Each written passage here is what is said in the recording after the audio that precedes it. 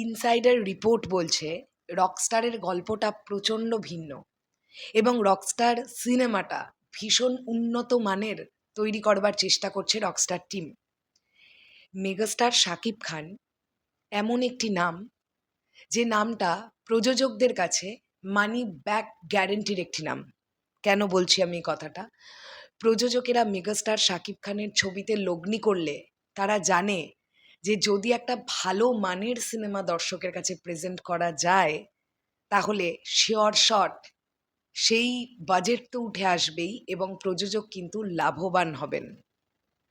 সেখান থেকে দাঁড়িয়ে এই যে সান মোশন পিকচার্স লিমিটেড, এই প্রযোজনা সংস্থা, তারা মেগাস্টার শাকিব খানের সঙ্গে দুটি প্রজেক্টে চুক্তিবদ্ধ হয়েছে। এক হচ্ছে সোলজার, যেটার কাজ 90% ডান আর 10% বাকি আছে, আর সেকেন্ড হচ্ছে রকস্টার, এবং রকস্টার সিনেমাটাই কিন্তু আগে রিলিজ হচ্ছে। এই প্রযোজকও একজন নারী প্রযোজক। একটা বিষয় আমার দারুণ লাগছে, এই যে পরপর নারী প্রযোজকেরা মেগাস্টার শাকিব খানের ছবিতে অর্থ বিনিয়োগ করছেন। বরবাদের প্রডিউসার একজন নারী প্রযোজক, আমরা জানি, শাহরিন আক্তার সুমি। প্রিন্সের প্রডিউসার, তিনি নারী প্রযোজক, শিরিন সুলতানা। আবারও রকস্টারের প্রযোজক, তিনিও একজন নারী প্রযোজক। আমি এক্স্যাক্টলি তার নামটা জানি না, তবে আমি যদি ভুল না করি ওনার নাম নন্দিতা।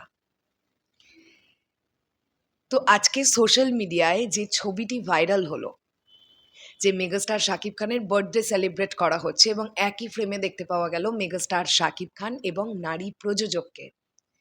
একটা জিনিস আমি সর্বসময় বলে রেখেছি এবং বলে এসেছি, কোনো একটা প্রজেক্ট যখন নির্মাণ হবে একজন প্রডিউসারের ইনভলভমেন্ট 100% দরকার সেই প্রজেক্টের মধ্যে। তা না হলে নানান দিক থেকে প্রযোজক ঠকে যেতে পারেন, কারণ আজকের দিনে দাঁড়িয়ে সাচ্চা মানুষ পাওয়া ভীষণ টাফ। যেটা আমার সামহাও মনে হয়েছে প্রিন্সের প্রযোজকের সঙ্গে ঘটেছে, যে প্রথম থেকে তিনি নিজে সশরীরে ছবিটার সঙ্গে খুব একটা জুড়ে ছিলেন না বলে বাজেট অনেক বেশি খরচা হয়ে গেছে তার। এটা আমার মনে হয়েছে, যেটা কিন্তু বরবাদের সময় মনে হয়নি, কারণ আমি প্রথম থেকে দেখেছিলাম শাহরিন আক্তার সুমির ইনভলভমেন্ট।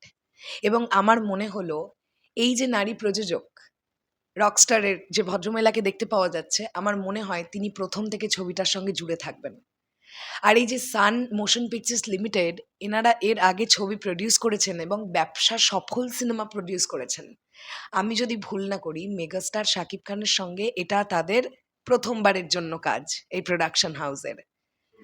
সো প্রথমবারের কাজ মানে রকস্টার এবং সোলজার, এই দুটো সিনেমা দিয়ে যে যাত্রা পথটা তারা শুরু করলেন, এই যাত্রা পথটা অব্যাহত থাকুক।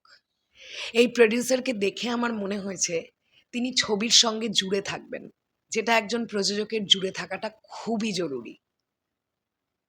তো অবশ্যই শুভকামনা রাখলাম। দারুণ লেগেছে। দারুণ কিছু একটা সুন্দর একটা সিনেমা আমাদের সামনে প্রেজেন্ট করতে পারুক সান মোশন পিকচার্স প্রোডাকশন, এটাই আমাদের চাওয়া থাকবে। কারণ আমরা কিন্তু বেশি কিছু চাই না, আমরা চাই মেগাস্টার শাকিব খানকে যেন প্রপারলি প্রেজেন্ট করা হয় এবং একটা ভালো গল্প, ভালো মেকিং আর ভালো একটা প্রমোশন, এটা বাদে কিন্তু আমাদের আর বেশি কিছু চাওয়ার থাকে না।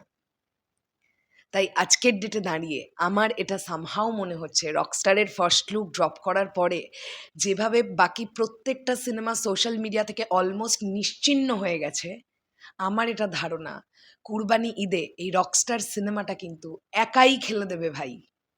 শুধু এই সিনেমাটাকে ভালোভাবে নির্মাণ করতে হবে। এবং ইনসাইডার রিপোর্ট আছে এই সিনেমাটা যে গল্পটাকে কেন্দ্র করে হচ্ছে, মেগাস্টার শাকিব খান নিজে ভীষণ এক্সাইটেড আছেন এই ক্যারেক্টারটা করবার জন্য এবং মেগাস্টার প্রচণ্ড পজিটিভিটি নিয়ে শ্যুট করছেন, কারণ মেগাস্টারের কেরিয়ারেও এই ধরনের ক্যারেক্টার তিনি প্রথমবারের জন্য করছেন। সো নিজেও এই ক্যারেক্টারটাকে নিজের কাছে একটি চ্যালেঞ্জ হিসেবে নিয়েছেন। দারুণ লাগছে, দারুণ লাগছে এই ব্যাপারটা। এই যে নারী প্রযোজকেরা কাজ করছেন মেগাস্টারের সঙ্গে, এটা একটা দারুণ ব্যাপার। যাই হোক, শেষ করলাম ভিডিওটা। তোমাদের কি বক্তব্য এই বিষয়টাকে নিয়ে অবশ্যই কমেন্ট সেকশনে জানিও। টাটা।